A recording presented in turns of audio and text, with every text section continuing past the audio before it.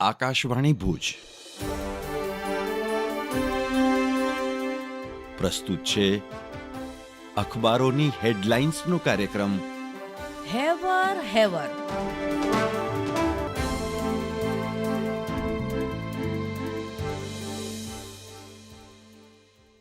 નમસ્કાર, હું અમી કારિયા.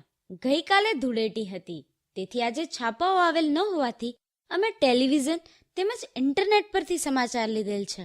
આજે સવારના સમાચાર છે કે યુક્રેન અને રશિયા વચ્ચે યુદ્ધને બદલે સમાધાનના પ્રયત્નો જારી છે. ત્યારે રશિયા તરફથી યુક્રેનમાં બોમ્બમારો કર્યાના સમાચાર રિપબ્લિક ભારતમાં આવ્યા છે. અન્ય એક સમાચાર છે, પાકિસ્તાનના ટ્રેન હુમલામાં સત્તાવાળા અને BLA પરસ્પર વિરોધી બયાન આપી રહ્યા છે.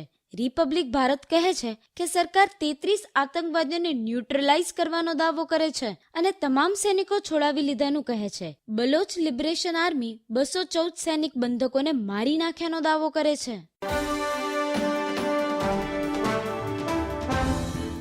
હું કેવિન સોની. ચંચળ ન્યૂઝના આજના સમાચાર છે. કચ્છમાં ધૂળેટીની ધૂમધામથી ઉજવણી. કચ્છ કમલમમાં મનાવાઈ ધૂળેટી. કચ્છ જિલ્લામાં ધૂળેટી પર્વની ભવ્ય ઉજવણી થઈ. ભુજ શહેર સહિત સમગ્ર જિલ્લામાં લોકો એકબીજા પર રંગ છાંટી ઉત્સવ મનાવ્યો. કચ્છ કમલમ ખાતે પણ ધૂળેટીની ઉજવણી કરવામાં આવી.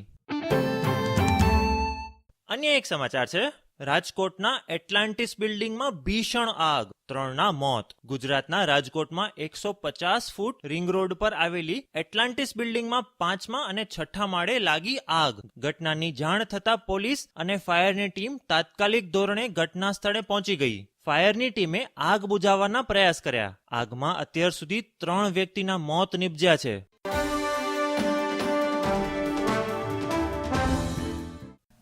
પાયલ અંતાણી. મિડ ડેના સમાચાર છે. IPL 2025 પહેલા ક્રિકેટરો હોળી રમવામાં મગ્ન. આ વર્ષે હોળી એક જોવાલાયક દ્રશ્ય બની ગયું, જ્યાં વિશ્વભરના ક્રિકેટરો રંગોના તહેવારનો આનંદ માણી રહ્યા હતા. અન્ય એક સમાચાર છે, ભરતી નિયમનમાં ફેરફાર, મહેસૂલી તંત્રનું નોટિફિકેશન. રેવન્યુ તલાટીની ભરતીમાં ધોરણ 12 પાસને બદલે હવે ગ્રેજ્યુએટ હોવું ફરજિયાત બન્યું. 33ને બદલે હવે 35 વર્ષના ઉમેદવારો પણ ભરતી પ્રક્રિયામાં અરજી કરી શકશે. NDTVના સમાચાર છે, સુનિતા વિલિયમ્સ સ્વદેશ વાપસીની નજીક. નાસાના કેનેડી સ્પેસ સેન્ટર પરથી ઉડાન ભરી.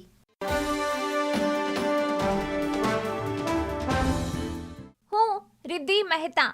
ધ ઇન્ડિયન એક્સપ્રેસમાં આજના સમાચાર છે કે વડોદરામાં થયેલા અકસ્માતમાં મહિલાનું મોત, 7 ઘાયલ. પોલીસે નશાની તપાસ કરી. ગુરુવારે રાત્રે વડોદરાના કારેલીબાગ વિસ્તારમાં આમ્રપાલી શોપિંગ કોમ્પ્લેક્સ પાસે આ અકસ્માત થયો હતો. પોલીસ તપાસ કરી રહી છે કે શું આરોપીઓ, જે વિદ્યાર્થીઓ હોવાનું કહેવાય છે, તેઓ નશામાં હતા કે નહીં. ધ ઇન્ડિયન એક્સપ્રેસમાં અન્ય એક સમાચાર છે કે ટ્રમ્પ વહીવટતંત્ર 41 દેશોમાં મુસાફરી પ્રતિબંધનો વિસ્તાર કરવાનું વિચારી રહ્યું છે. નવીનતમ પ્રતિબંધો 20 જાન્યુઆરીએ ટ્રમ્પ દ્વારા જારી કરાયેલા એક એક્ઝિક્યુટિવ ઓર્ડરથી ઉદ્ભવ્યો છે, જેમાં યુએસમાં પ્રવેશ મેળવવા માંગતા વિદેશી નાગરિકો માટે વધુ કડક સુરક્ષા તપાસ ફરજિયાત છે.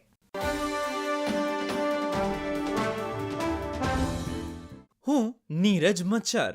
IPLમાં માત્ર 13 વર્ષનો પ્લેયર વૈભવ સૂર્યવંશી. TV9 ગુજરાતીના સમાચાર. બિહારના વૈભવ સૂર્યવંશીનું નામ આવતા જ દિલ્હી અને રાજસ્થાનની ટીમો તેને ખરીદવા માટે કૂદી પડી હતી અને બિહારના 13 વર્ષના ખેલાડી વૈભવ સૂર્યવંશીને રાજસ્થાન રોયલ્સે ખરીદ્યો. વૈભવે ભારતની અંડર-19 ટીમમાં શાનદાર પ્રદર્શન કર્યું હતું, જ્યાં તેણે ઓસ્ટ્રેલિયા A સામે શાનદાર સદી ફટકારી હતી. વૈભવ સૂર્યવંશીએ માત્ર 62 બોલમાં 104 રનની ઇનિંગ રમી હતી. તેના બેટમાંથી 14 ચોગ્ગા અને 4 છગ્ગા આવ્યા હતા. વૈભવ સૂર્યવંશી તેની વિસ્ફોટક બેટિંગ માટે જાણીતો છે અને તેથી જ IPLમાં તેના પર મોટા પ્રમાણમાં નાણાંનું રોકાણ કરવામાં આવ્યું. IPL 2025ની પહેલી મેચ 22 માર્ચે કોલકાતા નાઇટ રાઇડર્સ અને રોયલ ચેલેન્જર્સ બેંગ્લોર વચ્ચે રમાશે. કોલકાતાએ ગયા સિઝનમાં IPLનો ખિતાબ જીત્યો હતો. જો આપણે રાજસ્થાન રોયલ્સ વિશે વાત કરીએ તો તેમની પહેલી મેચ 23 માર્ચે છે. રાજસ્થાનનો મુકાબલો સનરાઇઝર્સ હૈદરાબાદ સામે થશે.